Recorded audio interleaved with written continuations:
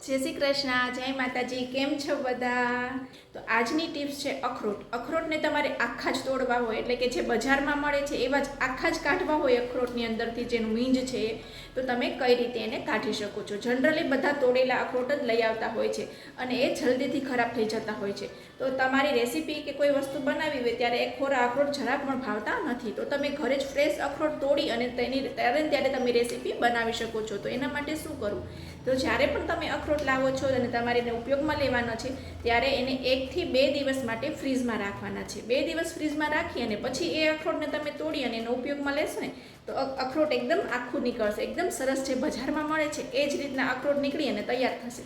તો આ ટિપ્સ પણ તમે ચોક્કસથી અનુભવજો, ટ્રાય કરજો અને પછી મને કોમેન્ટ કરી અને જણાવજો કે આ ટિપ્સ તમને તમારા રૂટીનના જીવનમાં કેટલી ઉપયોગી થાય છે.